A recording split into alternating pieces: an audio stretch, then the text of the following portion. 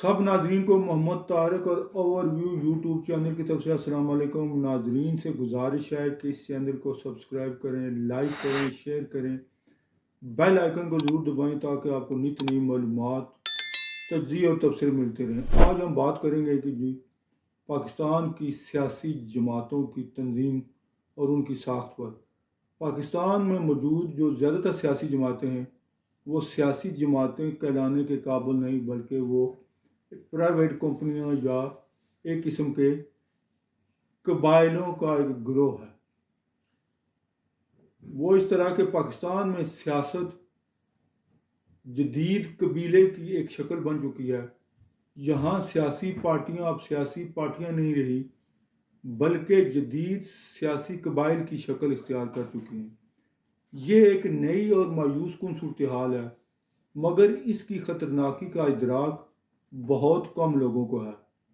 اس صورتحال کی پیچیدگی کا اندازہ اس حقیقت سے ہوتا ہے کہ پاکستان کی سیاسی جماعتوں کو جو نفسیاتی ساخت اور رویے بن چکے ہیں وہ کسی بھی طرح قدیم قبائلی نظام اور قبیلہ پرستی کی ساخت اور نفسیات سے مختلف نہیں ہیں۔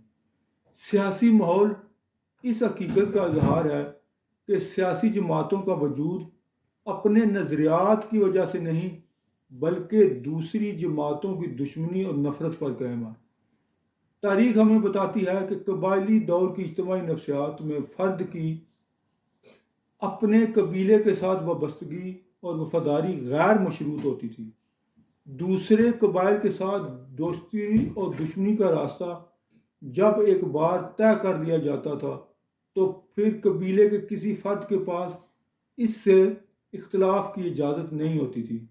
دشمن قبیلے کے بارے میں دشمنی اور بے رحمی پر مبنی رویہ اپناتے وقت قبیلے کا کوئی فرد آزادانہ اور منصفانہ سوچ اپنانے کا حقدار نہیں ہوتا تھا، جس کا مطلب یہ ہے کہ اس باب میں سچ، جھوٹ، انصاف و ناانصافی اور درست اور غلط کے بارے میں سوچنے کا کوئی تصور نہیں تھا۔ یعنی یہ امر طے شدہ تھا کہ دشمن قبیلہ کبھی سچ اور حق پر ہو ہی نہیں سکتا، اور خدا صرف ہمارے ساتھ ہے، ان کے ساتھ نہیں ہو سکتا۔ دشمن قبیلے میں کسی فکر و عمل میں اچھائی کے کسی پہلو کی موجودگی کا کوئی سوال ہی نہیں پیدا ہو سکتا تھا۔ اس طرح دشمن قبائل کے ساتھ تعلق بھی اپنے قبیلے کے طے کردہ حقائق اور طے شدہ سچ کی روشنی میں قائم کیا جاتا تھا۔ کسی فرد کو اس قبائلی سچائی کی طے کردہ حدود سے باہر نکل کر سوچنے کی اجازت نہیں ہوتی تھی۔ ارتقائی عمل میں قبیلہ پرستی کا یہ نظام کمزور ہوتا گیا اور بہت سے خطوں میں وقت کے گزرنے کے ساتھ ساتھ یہ کمزور ہو کر ٹوٹ گیا، مگر اس قدیم قبائلی نظام کے ٹوٹنے کا مطلب یہ نہیں ہے کہ اس نظام کے تحت جو ایک خاص قسم کی نفسیات اور سوچ پیدا ہوئی تھی وہ ہمارے سماج سے مکمل طور پر ختم ہو گئی ہے۔ اس کے برعکس اس نفسیاتی ساخت نے کچھ نئی شکلیں اختیار کر لی ہیں۔ چنانچہ قبائلی تعصب اور برتری کی سوچ نے کچھ نئے رنگ اور روپ اختیار کر لیے ہیں۔ مثال کے طور پر جس قبیلے سے آپ کا تعلق ہے وہ ہر بات میں درست والی سوچ تو موجود رہی، لیکن اب اس نے نیا انداز اختیار کر لیا۔ حق اور سچائی پر اجارہ داری کی سوچ نے قدیم قبائل کی جگہ نئے سیاسی، سماجی اور مذہبی گروہ پیدا کیے۔ ان گروہوں کی نفسیاتی ساخت اور سوچ اس طرح کی تھی جو قدیم قبائل کی تھی۔ ایک ہی طرح سوچنے اور مشترکہ مفادات رکھنے والے لوگوں نے قبائل کی جگہ نئے سرے سے نئے گروہوں کی شکل میں منظم ہونا شروع کر دیا۔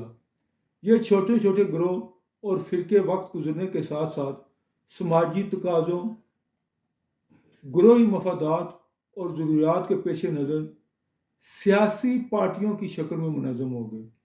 بظاہر ان سیاسی پارٹیوں کی بنیاد نظریات پر رکھنے کا دعویٰ کیا گیا، اور جیسا کہ ہم جانتے ہیں کہ نظریات مختلف گروہوں کے مشترکہ طبقاتی مفادات کا اظہار ہوتے ہیں۔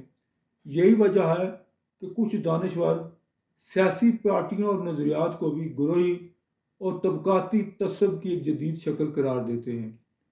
یہی پوری دنیا میں سیاسی پارٹیاں قبیلہ پرستی کی جدید شکل نہیں ہیں۔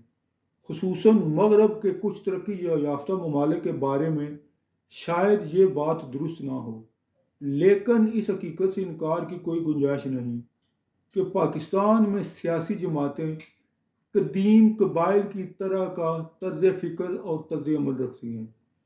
اس وقت پاکستان کی سیاست میں گروہی اور قبائلی تعصبات کی نفسیات غالب ہے۔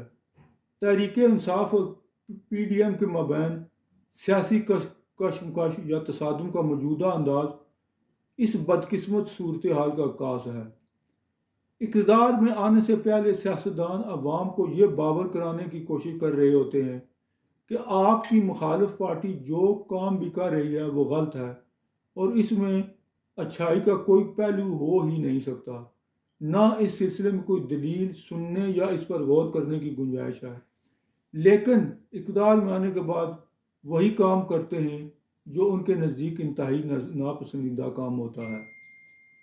اس کے باوجود قبائلی نفسیات کے زیر اثر ان کے پیروکار ان کے اس طرز عمل پر کوئی سوال نہیں اٹھاتے۔ جیسے کہ عمران خان کا اقتدار کے آنے سے پہلے ایک بڑا بیانیہ تھا کہ پاکستان کی مسائل کی سب سے بڑی وجہ بیرونی قرضے ہیں، لیکن جب وہ اقتدار میں آئے تو انہوں نے قرضے لینے کے نئے ریکارڈ قائم کیے۔ کل تک جو لوگ اپوزیشن میں بیٹھے ہوئے تھے ان کا موقف یہ تھا کہ عمران خان نے ملک کو آئی ایم ایف کے پاس گروی رکھ دیا اور پاکستان میں مہنگائی کی وجہ یہ قرضے اور ان کی ناجائز شرائط ہیں۔ لیکن اقتدار میں آنے کے بعد انہوں نے سب سے پہلے آئی ایم ایف کے دروازے پر دستک دی۔ اس کا یہ مطلب نہیں کہ جو لوگ کل تک آئی ایم ایف کے قرضوں کے خلاف تھے وہ انقلابی تھے یا سامراجی قرضوں کے مخالف تھے، بلکہ وہ تعصب و تنگ نظری کا شکار تھے اور ان کے لیے مسئلہ آئی ایم ایف یا دیگر بیرونی قرضوں کی شرائط کا نہیں تھا، مسئلہ یہ تھا کہ یہ کام ان کی مخالف پارٹی کر رہی تھی۔ اس قبائلی تعصب اور تنگ نظر پارٹی بازی کا شکار لوگ اس حقیقت کو نظر انداز کر دیتے ہیں کہ ان کے رہنما اقتدار سے باہر آ کر جن پالیسیوں اور اقدامات کو ملک کے لیے زہریلا اور تباہ کن قرار دیتے ہیں، اقتدار میں آنے کے بعد وہ چپکے سے انہی پالیسیوں پر عمل پیرا ہو کر وہی اقدامات شروع کر دیتے ہیں جو ان کے خیال میں تباہ کن تھے۔ اس طرح یہ لیڈر قبائلی نفسیات کا استعمال کرتے ہوئے عوام میں ایسی جنونی کیفیت پیدا کر دیتے ہیں کہ لوگ ایک دوسرے کا گلا کاٹنے پر اتر آتے ہیں۔ یہ طرز سیاست اس وقت پاکستان میں رائج ہے۔ لوگ جمہوریت کو قبائلی جنگ سمجھ کر لڑ رہے ہیں۔ یہ صورتحال جمہوریت، جمہوری طرز زندگی اور جمہوری ثقافت سے متصادم ہے۔ ناظرین، کہنے کا مقصد یہ ہے کہ پاکستان کے سیاسی منظر نامے میں سیاستدانوں نے صرف اپنے اقتدار کی خاطر نفرت اور تعصب کا وہ سلسلہ شروع کیا ہوا ہے کہ لوگ ایک دوسرے کو برداشت کرنے، ایک دوسرے کے موقف کو جو حالانہ کہ صحیح بھی ہو ماننے کے لیے تیار نہیں۔ اسی وجہ سے آپ دیکھ رہے ہیں کہ پاکستان میں جب بھی ریاستی ادارے جیسے الیکشن کمیشن، عدالتیں یا دوسرے ادارے کوئی کام کرتے ہیں تو یہ ان پر بے انتہا فضول الزامات لگانا شروع کر دیتے ہیں کہ یہ ہمارے خلاف جانبدار ہیں، حالانہ کہ جب یہی لوگ جو خود اقتدار میں آتے ہیں تو انہی اداروں کے گن گا رہے ہوتے ہیں۔ تو اب ہمیں خاص طور پر عوام کو سوچنا چاہیے کہ 2024 کے عام انتخابات میں ہمیں کس طرح کا سیاسی کلچر اور کس طرح کی ماحول چاہیے تاکہ ملک میں امن شانتی ہو اور ملک میں خوشحالی آئے۔ تھینک یو ویری مچ جی، یہ تھا آج کا ویلا۔ خدا حافظ۔